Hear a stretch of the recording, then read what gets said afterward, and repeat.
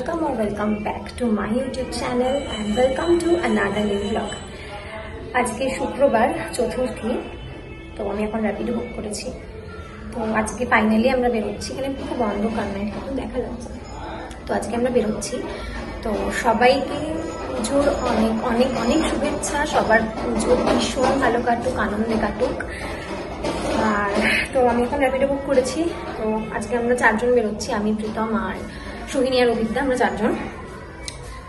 তো এখন আমি যাবো মানিকতলা, র্যাপিডো বুক করেছি, র্যাপিডো আসছে। তো দেখা যাক কতক্ষণে আসে। ঘড়িতে তখন প্রায় সন্ধ্যে 6টা। আমরা সবাই মিলে বেরিয়ে পড়েছি। আসলে আজ আমরা অনেক দেরি করেই বেরিয়েছি, তাই আমরা ভেবেছি যে আমরা আমাদের বাড়ির আশেপাশের ঠাকুরগুলোই দেখবো, খুব দূরে যাব না। তো যাই হোক, অবশেষে আমাদের বেরোনো হয়েছে। আমরা তো প্রথমে ভেবেছিলাম যে আজও বোধহয় বেরোনো হবে না, কিন্তু যাই হোক ঠিক আছে। তো আজ আমরা যাচ্ছি একটু মানিকতলা, কাকুরগাছি ওই দিকে। আর পুজোর সময় চারপাশের এই রাস্তাগুলো এত সুন্দর লাইট দিয়ে সাজায়, আমার ভীষণ ভালো লাগে। তাই আমি চেষ্টা করি যতটা সম্ভব সবটা যেন ক্যাপচার করা যায়। তো যাই হোক, আমরা সবাই মিলে পৌঁছে গেছি। আমার একটু দেরি হয়ে গেছিলো, মানে 5 মিনিট মতনই দেরি হয়েছে, বাকিরা সবাই চলে এসেছিলো। তো আমরা প্রথমে গেছিলাম মানিকতলার এই প্যান্ডেলটায়। এটা হচ্ছে লালাবাগান নবাঙ্কুর। আর এই প্যান্ডেলের থিম ছিল কারাগার। এখানে প্রায় 3 লাখেরও বেশি রিসাইক্লিং ওয়াটার বটল দিয়ে পুরো প্যান্ডেলটা করা হয়েছে। আর ভেতরে রয়েছে ছোট ছোট অনেক মাছ। আমাদের আগের বারও এখানে আসার ভীষণ ইচ্ছে ছিল, আমরা চেষ্টাও করেছিলাম, কিন্তু কোনো কারণে সময় আর সুযোগ হয়নি, তাই আমরা আর আসতে পারিনি। তো এবার তো ঠিক করেই রেখেছিলাম যে এইবার আমি আসবই আসবো। তো এটা দিয়েই বা শুরু হবে, এটা বুঝতে পারিনি। তো যাই হোক, ভীষণ ভালো লেগেছে আমার। আর সব থেকে বড় কথা, ওদের থিম আর কনসেপ্টের মাধ্যমে ওরা কিন্তু সমাজে একটা ভীষণ ভীষণ দরকারি বার্তা দিতে চেয়েছে। আমরা যে রোজ আমাদের জীবনে এত প্লাস্টিকের ব্যবহার করি, সেটা যে ঠিক কতটা ক্ষতিকারক, এই সবটা কিন্তু ওরা ওদের থিমের মাধ্যমেই তুলে ধরেছে। আর ভেতরে এরকম জলের পাত্রে অ্যাকোরিয়ামের সব জ্যান্ত মাছ রাখা ছিল, মানে সবটা মিলিয়ে বেশ সুন্দর। আমাদের তো বেশ ইউনিক লেগেছে। তো এরপর ওখান থেকে বেরিয়ে আমরা সবাই মিলে একটু বসে গল্প করলাম কিছুক্ষণ, মানে ঠিক গল্প না, ওই আমরা ডিসাইড করছিলাম যে আমরা কোথায় যাব, কোন দিক দিয়ে গেলে শর্টকাট পড়বে। তো যাই হোক, এরপর আমরা গেছিলাম মানিকতলা থেকে সোজা কাকুরগাছির দিকে, কারণ ওটাই সব থেকে কাছে। আর এটা হচ্ছে কাকুরগাছির খুব ছোট্ট একটা পুজো, কিন্তু বেশ ইউনিক থিম ছিল। তো এটা হচ্ছে কাকুরগাছি চলন্তিকা ক্লাব। এই পুজোটার নাম শুনলেও কিন্তু আমরা এর আগে কোনোবার এই পুজোটা দেখতে আসিনি। তবে এইবার কিছুদিন আগে আমার কাছে একটা রিল এসেছিল এবং আমি সেখানে দেখলাম। তো আমার যেটা সব থেকে বেশি ইউনিক লাগলো সেটা হচ্ছে ওদের থিম। ওদের এই বছরের থিম হচ্ছে টিকটিকি। তো ওরা বেসিক্যালি কিছু কিছু সাহিত্যিকদের কিছু নির্বাচিত গোয়েন্দা গল্পের ওপরে নিজেদের প্যান্ডেলটাকে সাজিয়ে তুলেছে, যেটা আমার ভীষণ ভালো লেগেছে। মানে খুব ছোট্ট পুজো, কিন্তু বেশ অন্যরকম। এরপর ওখান থেকে বেরিয়ে কিছু দূর এগিয়ে আসার পর রাস্তার উপর আমরা এই প্যান্ডেলটা দেখতে পেলাম। তো ভাবলাম ঠিক আছে, একবার যাওয়া যাক। এখানেও আমরা এর আগে আসিনি কখনো। তো এটা হচ্ছে কাকুরগাছি মিতালি সংঘ ক্লাব, এবং এবার ওদের ভাবনা হচ্ছে শখের বাজার, মানে পুরো প্যান্ডেলটাই কিন্তু একদম বাজারের আদলে সাজিয়ে তুলেছে ওরা। ঘড়িতে তখন রাত 8টা। এরপর আমরা ওইদিকে কোনো ঠাকুর দেখিনি, আমরা আমাদের বাড়ির একটু কাছাকাছি চলে এসেছিলাম। আসলে সত্যি বলতে প্রত্যেক বছর আমরা অনেকে মিলে একসাথে ঠাকুর দেখি, তো তাই এবার একটু মন খারাপ হচ্ছে যে সবাই একসাথে বেরোতে পারছি না। একটু মিসও করছি বাকিদেরকে, কিন্তু কি আর করা যাবে, একসাথে সবার সময় সুযোগ তো হচ্ছে না। আর আমরা যেহেতু স্কুটি নিয়ে বেরোচ্ছি, তাই সবাই মিলে একসাথে বেরোতেও পারছি না। তো এরপর আমরা চলে এসেছিলাম আমার স্ট্রিটের এই প্যান্ডেলটায়। এটা কিন্তু আমাদের এখানে ভীষণ ফেমাস একটা পুজো, চালতাবাগান সার্বজনীন। ওদের এইবারের বিষয় ভাবনা আমি বাংলায় বলছি। সত্যি বলতে এই থিমটা জানার পর থেকে আমি অধীর আগ্রহে অপেক্ষা করছিলাম যে আমি কবে এটা দেখতে আসবো। তার দুটো কারণ, এক তো আমি বাংলা ভাষা এবং সাহিত্যের ছাত্রী, তো আমার এই ধরনের প্যান্ডেল দেখতে স্বাভাবিকভাবে ভীষণ ভালো লাগে। আর দ্বিতীয়ত এটা আমার বাড়ির একদমই কাছে, তাই বাড়ির কাছে ঠাকুর তো দেখতেই হবে।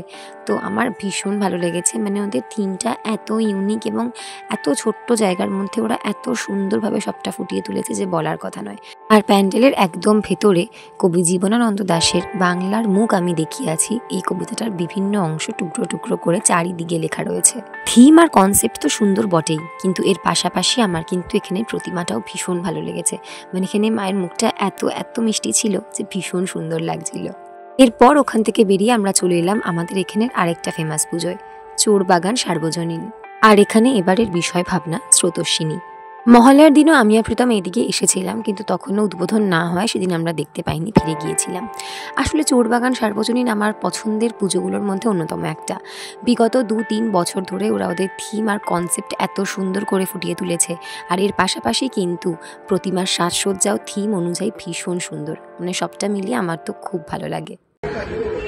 কে বলছে প্রথমবার কালী পুজোয় বেরিয়ে এখানে এখন জুতো লাগানো চলছে, জুতো রয়ে গেছে, জুতো লাগানো চলছে। রোহিণীর জুতো চিরে আমারই পায়ে লেগে জুতো চিরে গেছে। বড়দের কাজে জুতো ছেলে দেখে সন্ধে পাশে হ্যাঁ। চিনতে হবে ফেভিকুইক কেনা হয়েছে, অনেক কষ্ট এখন লাগানো হচ্ছে।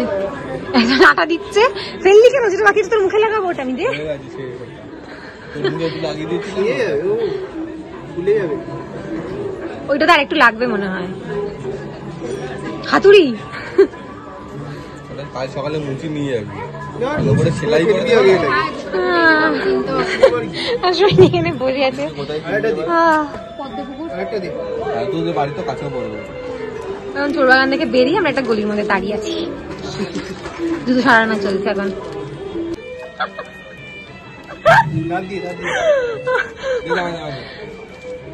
একটা ফেভিকুইক শেষ হয়ে গেছে, আর একটা ফেভিকুইক খোলা হচ্ছে। এখান থেকে একটু বাঁচাবে ফেভিকুইক, এটা কিন্তু ব্লগে এলো।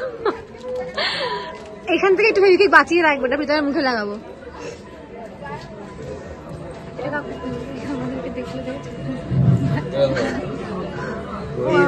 এইখানটা দিবি, তাহলে আমি পুশ করে নিয়ে আটকে